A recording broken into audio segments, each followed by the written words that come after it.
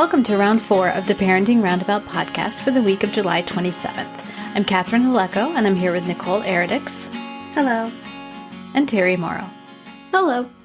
As moms of teens and young adults, we've survived those little kid days. Yet we're still rethinking the decisions we've made all through our kids' lives and worrying about what's going on right now. Today's Thursday, which means it's time to give in to our obsessing. And today we're obsessing about how much kids need to conform to the system or the norms of society.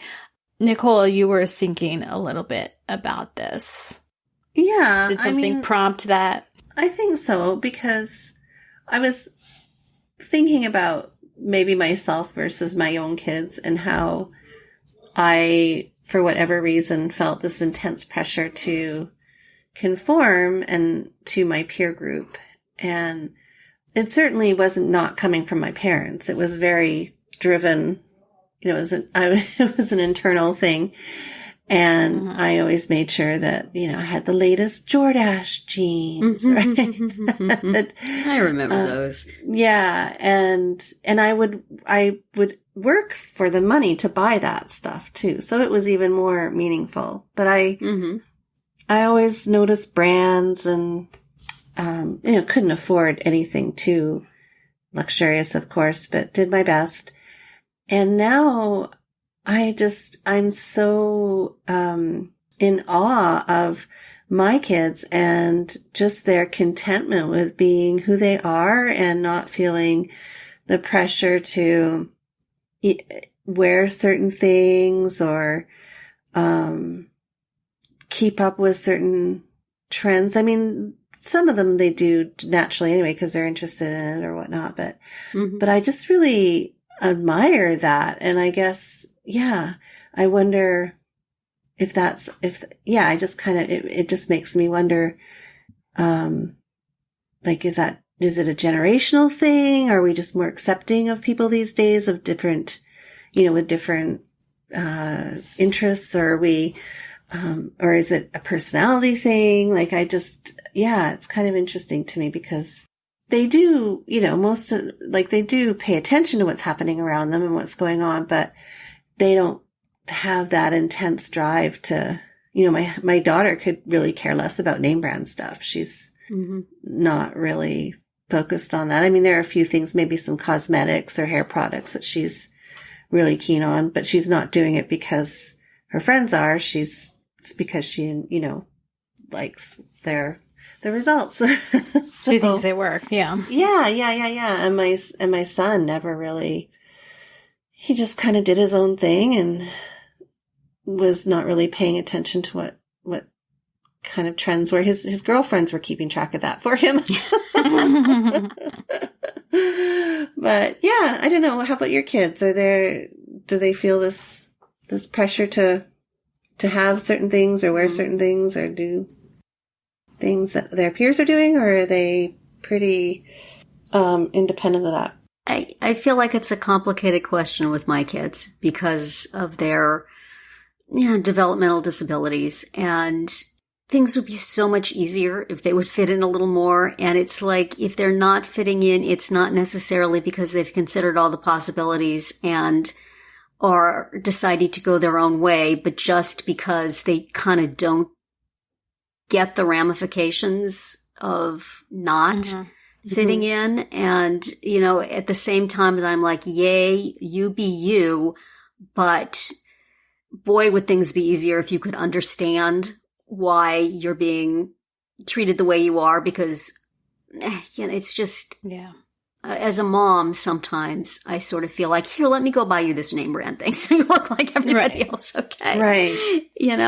My daughter is just very firm about what she likes and what she wants, and that's great, but it's like, around 3rd or 4th grade, she decided she was only going to wear sweatpants. She wasn't going to wear jeans. She wasn't going to wear anything else. That's just what she liked, and that's fine, and she was comfortable, and, yay for you, but it was different in a way that she didn't necessarily understand or think through.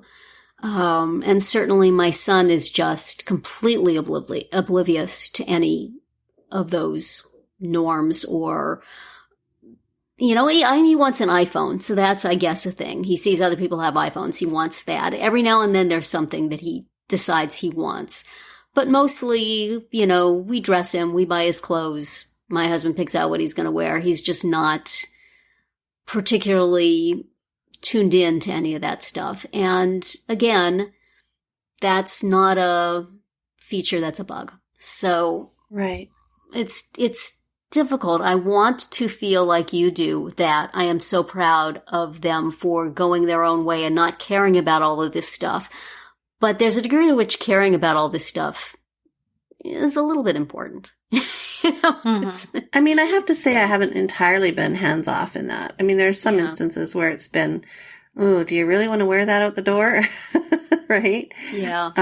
Or maybe you should, but I think I'm backing off that the older they get, or the older. Yeah. So I don't know if I wouldn't entirely be, I wouldn't say I was entirely hands off, but or didn't try to influence them in some way or another at some point in time. Right. But yeah. Yeah. Because, you don't want to feel like you want to force anything because, right. You don't want to give the message, it's really important to do what everybody else is doing. Right. You want them to not do that, but there's a difference between not doing it because you want to not do it and not doing it because you just totally don't see that it's happening. I don't Right. Right. Being aware. I should be appreciative for what I got, I guess, because it mostly makes our lives more simple and peaceful. But also, that's why everybody's home and we don't have grocery problems because nobody's going out to dinner. Nobody's doing anything with anybody. They're just, right. We're a little world to ourselves. How about you, Catherine? Yeah. I think like your kids, Nicole, there's a lot of things that mine don't care that much about, but then there are things that, they feel are important. Like they've got to have their smartphone. And when we started visiting college campuses, my daughter was like, I cannot go to college without AirPods. I will be the only one. So luckily she has nice grandparents that help her out with that kind of thing for birthday gifts and stuff. So yeah. And I also think that there's an element of like location, region to it. I think, right. Here in the Midwest, in a smallish town, even though it's definitely like a place of privilege, there's a little bit less of the status around brands and just things. Right. Just comparing to, for example, my niece who lives in New Jersey, in I think a pretty upscale suburb, just would talk about the other kids at her school and, how everybody had to have the Coach purse and, right. And things like that. And it was really like it was a thing that had consequences for your social standing. Yeah. And I think here it's a little bit less, from what I can tell. So, right. And and that's maybe not necessarily like the state in which you live, but the specific school or school district probably makes a big difference, I think. Mm-hmm. Yeah. So I think we would probably, I don't think my daughter feels the pressure that, say, some of her friends or acquaintances who live in certain parts of LA would, right? To either be trendy or purposely not trendy, right? Like there's definitely a location aspect to that, which helps. But no, because it's funny because I grew up in a super small town, but I still felt like that need to want to, just to want to be, right, with things. I guess I didn't want to be known, I didn't want to be seen as a small town girl. Maybe that was it. Yeah. Yeah. I don't know. And that's so funny because, I certainly did not stand out in any way. Like, either way. So I don't know why. I don't know how I thought of that or thought, how that happened. But anyway. Yeah. I can't remember how after my traumatic knee socks moment in high school, if I just blended in with everybody else or if I continued to be fashion, I don't know, forward, backward, sideways, whatever. I think I know I had Jordache jeans, so I must have just blended back in. Those were not comfortable. No. They were not made for comfort. No. They certainly weren't. Or Calvin Klein, that was a big thing too. Yes, I think I had those too. Yeah. And laying down on the bed and trying very hard to zip them up over. I know. And uncooperative parts of one's body. All they wear now is leggings. How jealous am I? Which are their own kind of difficulty for people whose bodies don't fit a particular type. Right. Yeah. Lately, my daughter is wearing my husband's ancient t-shirts. From events and things that have dates on them that say 1998 or whatever. Yeah.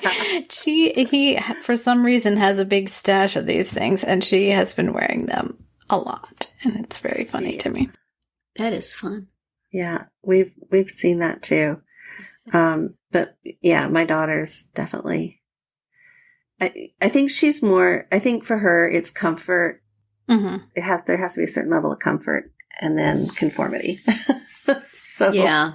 Well, if you can get a mix of those two things that you're comfortable with, that's probably a good way to make your own style. Yeah. Yeah.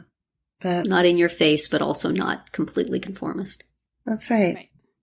Were either of you conformists in a sense? Yeah, I think I was. I can remember certain things being extremely important to me to acquire. Mm-hmm. When we went to Disney and I had to have just the gray sweatshirt with the Mickey on the front. And that was very important to me. And I was I still own one of those. And I remember it was hard to find. Can you imagine now?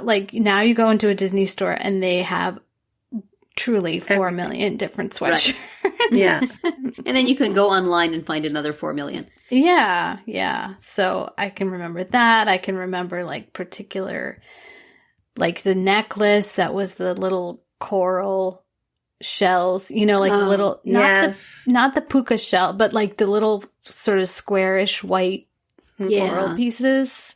Mm-hmm. That was very important. I lived in the puka shell times. And yes, I had a puka shell necklace, and so did my boyfriend. Yeah. No, I don't know if it was just because was it the 80s maybe when everybody was becoming more aware of name brand stuff, or name brand stuff was booming then, or I don't know. There's always name brand stuff. My time for that sort of thing was the 70s, and there was name brand stuff then. Was there? You gotta have your Gunny Sacks dress for That's true. Prom, and I know that we had the designer jeans, and that was before the 80s. That would have been in the 70s that I was holding my breath and trying to zip those dang things up. True. There's always brands. They're just different ones. Yeah. And we were ahead of the trend in starting a podcast. Let's just say that. Yes. We were actually. We were not following the crowd with this. So, yes. So have a look back at how many podcasts have we got now? Quite a lot. I think the first episode was as many as there are Mickey Mouse. As many as there are Mickey Mouse sweatshirts. That's right. So many choices. Yeah. And we do not conform. No. So that's it for today's round 4. Tune in tomorrow when we'll share our roundabout roundup of things we've been using or enjoying lately that we think deserve a shout out. Find all our episodes at parentingroundabout.com and talk back in the comments there, on our Facebook page, or on Twitter, where you'll find us at Roundabout Chat.